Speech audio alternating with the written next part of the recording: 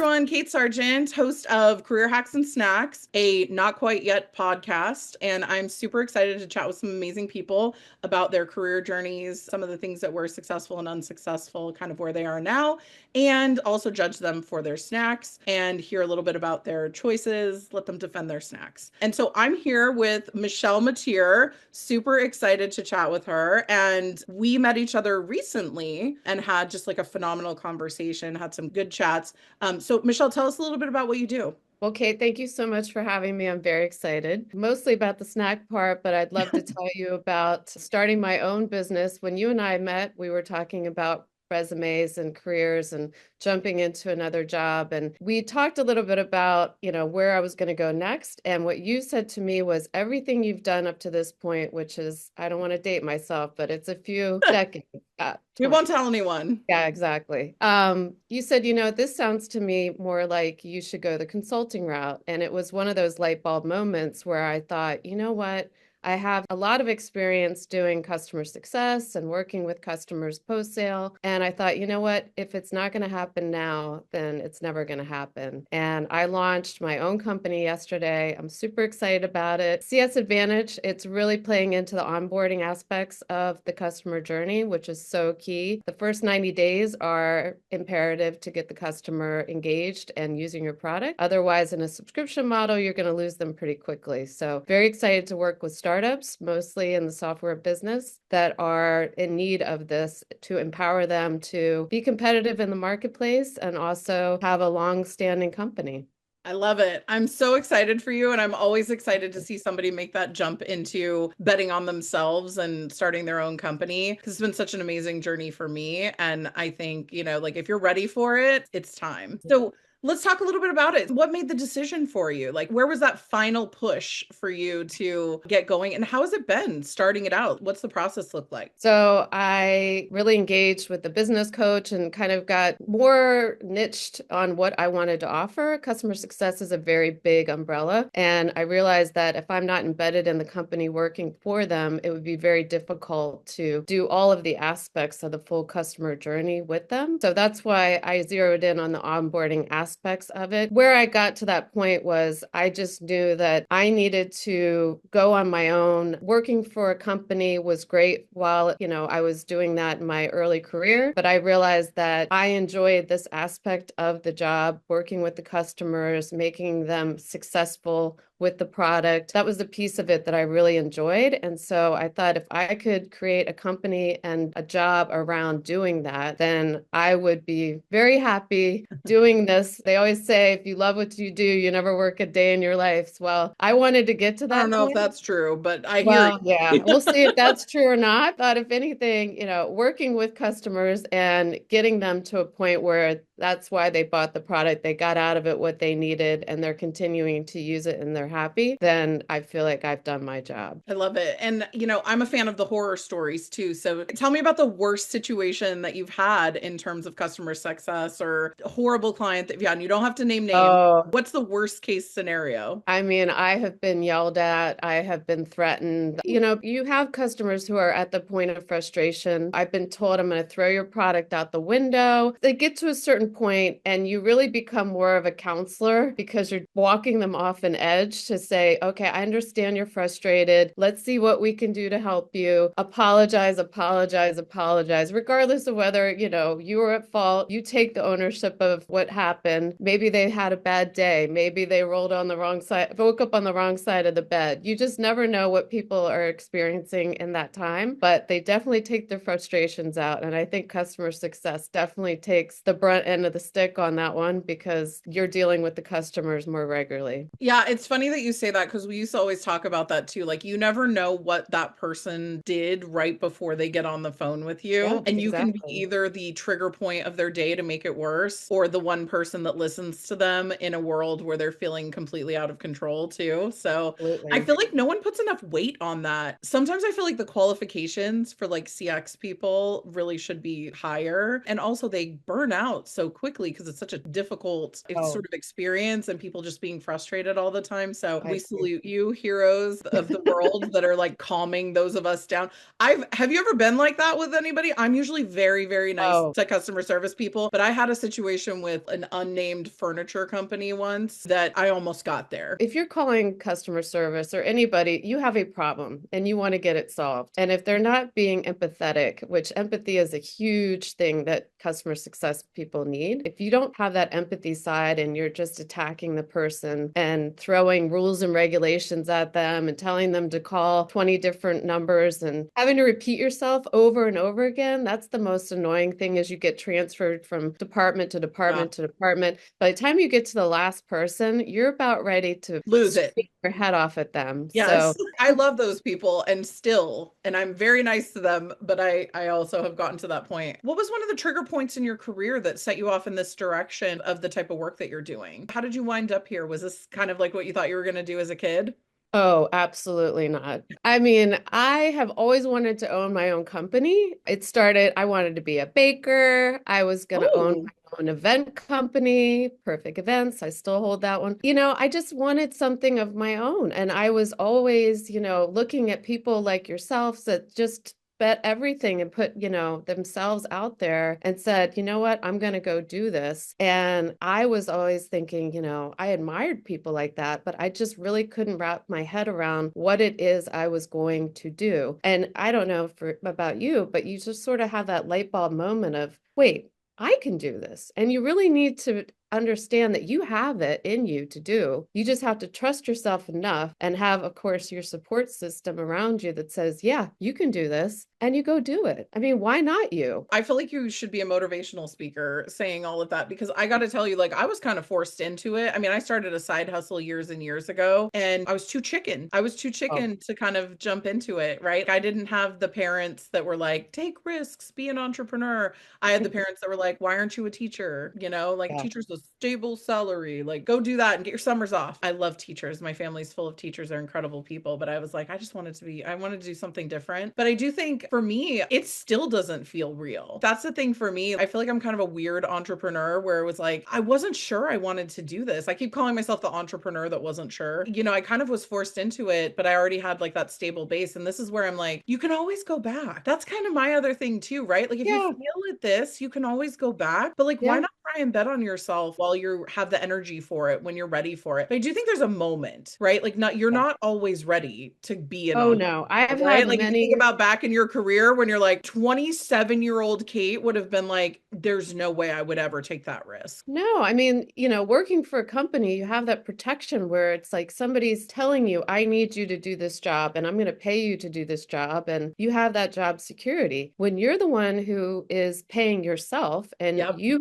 get paid by people believing in you and what you're offering, that's a huge risk. And you better be You know, damn good at your job too, right? I you think there's a do. gut check there too, right? You could think you're really Right. great at your job, but when you go out and you try and do it in consulting, all bets are off because it's like I it's no know. longer like I can hide in a company with a bunch of other people, me front and center. And not only do I have to do the work, but I have to show people how I do Right. the work or teach people how to do Right. the work too, which is like really a completely different skill set. 100%. Every day you got to wake up and believe in yourself. I mean, it is a motivational talk. Some days you're not exactly feeling it, right? Some days Yes. you're not feeling 100%, but you have to get yourself out there and make sure that the person you're speaking with, that you're selling to, believes in you. Because if you don't believe in yourself, they won't either. Well, what's the best part so far? Like, give me the best and worst. Oh, I mean, the worst is probably myself, not trusting that I can do this work. I've had many sleepless nights and many panic attacks about, oh my God, what am I doing? I held back making the launch of my website because I just felt like, okay, maybe I need to add more content. Maybe I need to put another piece in here or that. Do I have enough statistics? Everybody loves numbers. Everybody loves pictures, and you start doubting yourself and you just get to a point where you're like, okay, if I don't launch this thing, I don't have a business. If I I'm don't gonna talk tell myself out of people, it, right? right. If I don't tell people I have this, no one will know about it. And when you hit that send button on LinkedIn, you're like, oh boy, here it goes, nothing. And you can't worry about, well, who's going to go and go, well, what is she doing? It's you have to just go with it and trust that you're doing what you want, and whatever anybody else's opinion about it, it's none of your business. Yeah, that's the hard one for me too. It's a lesson in embracing imperfection too. I feel like Yeah. for me, I'm trying to chronicle my journey because like my anxiety with everything not being perfect, my video's never perfect, everything I do is never perfect. It's such a crippling feeling. But if you can get over it and realize that like everybody's just trying to figure it out, everybody's just trying, and like people seemingly respond to that too, like that, hey, we're all vulnerable out here, Real. I mean, especially, let's be honest. Everything is a touch up, right? Pictures are getting touched up. Everybody is right, blurred out now. Videos can be manipulated to make totally. everything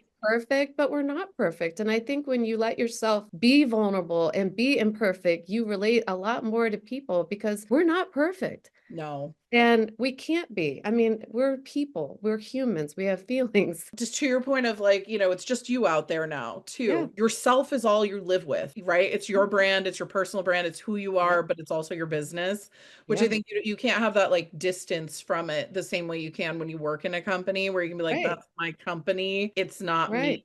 which I've done more Not than a once. 5 o'clock shutdown, like, oh, I'll go deal with that tomorrow. It's Yeah, okay, it's stay like no. up. Oh God, what does 5 o'clock even look like in the entrepreneurial world? Hopefully, No, we're it's not scaring you all away here. Just to be clear, right. No, it's it's the a best, guys. wonderful life. It's a great life, but it is definitely like a hustle your ass off kind of life too. Yes, So, absolutely. all right. Well, so love this. I'm super excited for your new business. Can't wait to Thank see what you. you do. Happy to promote you in whatever way I can. Let's get to the like core of the matter here, which is snacks. What snacks have you brought with you? I mean, I already see them and I'm already very excited about this conversation and my Yeah, desire for toasty Cheez-Its. But talk to me about your snacks. How does it fuel you? What is your go-to snack situation? great questions. I wish snacks were their own food group because I would crush it in the macros environment because I can't fill my macro account enough, but I can certainly fill up my snacks enough. Can we just like create the app that's Yeah, like I mean, let's your put it in the snack food macros, triangle. your Yeah, snack rows? right.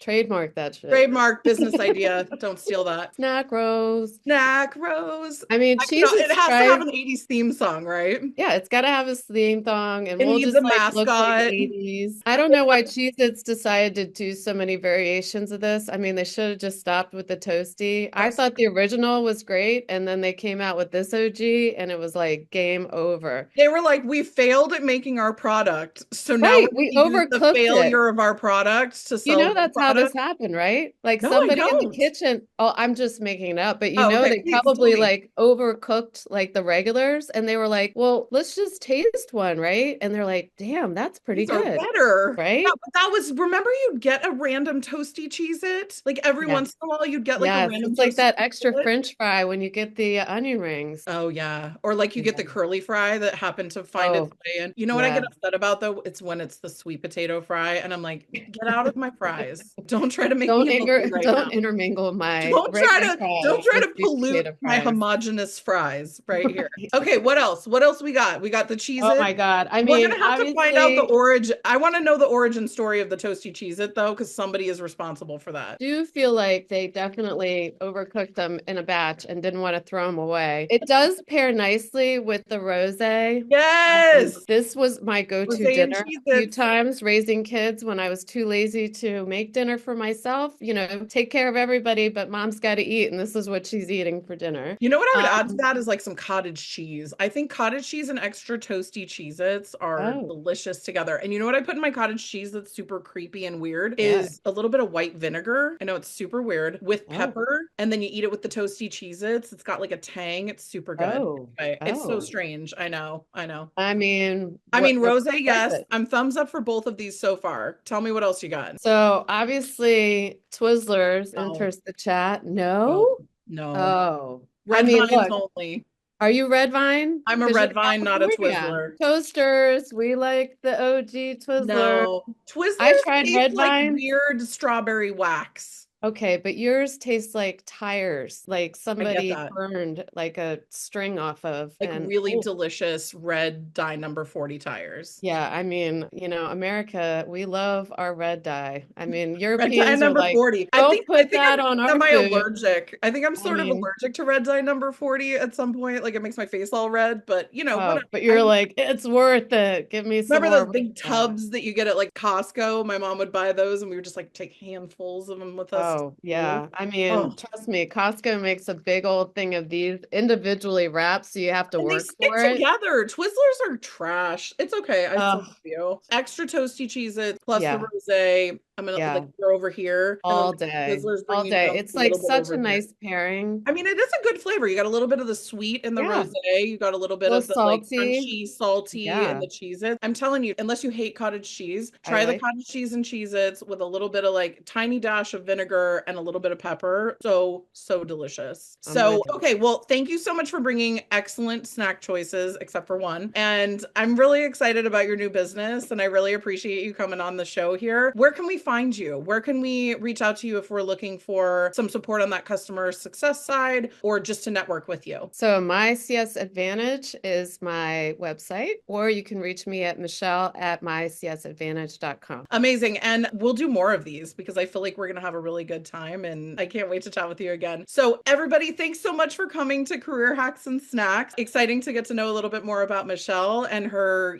fun snack choices as well as weird ones. Oh, one question I forgot to ask you. Yes. What's your food aversion? What's the thing that you won't eat? What's the food that you like just Oh, totally can't eat? oysters. Raw oysters, cooked oysters, those things are just snot on a platter. I just think they are the most disgusting food choice. And the people that love them just slurp them down like it's They their love job. them, man. They love them. I mean, I'll Oh, eat an oyster. I'll eat an oyster, but I'm not like, yay, oysters. But yeah, right. thank you for reminding me how much they are a snot like consistency though. So I Oh, might not be eating them anytime soon. Have you always been like that? Like you tried it once and you were like, no, never. my dad is a big oyster eater, and he and my uncle would shuck them at the holidays. And then they, when you're little, they can kind of force you to try things. And Sure, yeah. that was the one thing. And these were big ones. And I was just, the gag What the reflex fuck, is coming bro? Even back. the cooked? You can't do the cooked either? I mean, you can fool me with some breading and,